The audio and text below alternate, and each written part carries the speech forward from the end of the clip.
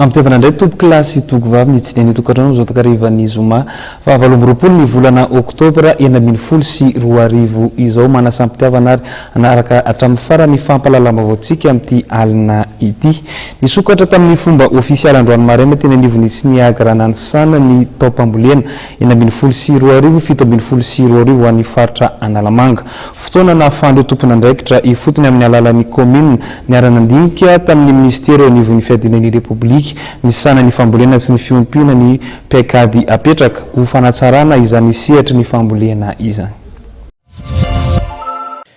Lanonana rososina no tanterana Androany Maraina teny amin'ny Kiniaga Nansandra eo amin'ny lafiny fambolena. Io maraina io tokoa no nisokatra tamin'ny fomba ofisialy ny taopambolena vary 2024 sy ny fanokafana ny tahirim-bola ho amin'ny fampandrosoana ny tontolo ambanivohitra na ny FDA, FRDA ho an'ny eto Analamanga. No marina tamin'ny atrikasany rahan'ny ministero anivon'ny fiadidinan'ny republika misahana ny fambolena sy ny fiompiana niarahana tamin'ny faritra Analamanga ary koa ny ben'ny tanàna mandrafitra ny faritra Analamanga ny lanonana androany. Ny fiaraha-mijery ny fametrahana ny paikady entina fanatsarana ny vokatra ary no antom-pisiny izany atrikasa izany. Fanoany zany hitantsika zay tena tiako marina fa nomera rehetra eto amin'ny faritra Analamanga lehibe ny faritra ireo chef district dia tonga nangalana hevitra eto hoe io lay zavatra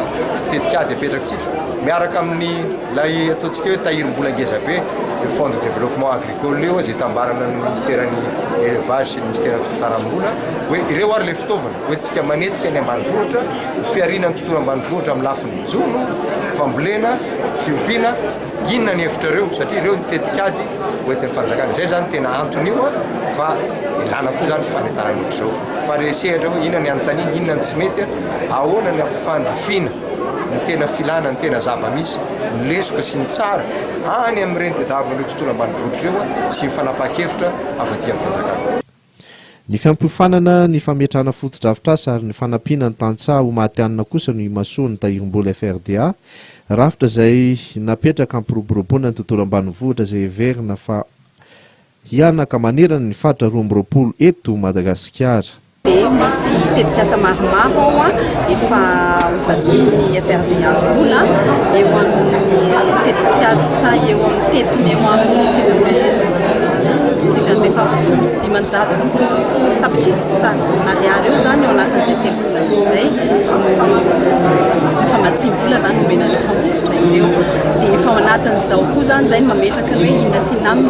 lavonasa sy ny tetikasa ao tanterana amin'ny taona fito. Nandritra ny atrikasa dia niantso ny fisokafan'ny Madagasikara amin'ny tseny iraisam-pirenena ny ministra Rivo Rakotovao paikady izay mitaky ny mahamatianina ireo tantsaha malagasy ary koa mitaky ny fanakakaizana bebe koa ny toeram-pamokarana sy ny toeram-panodinana ireo vokatra.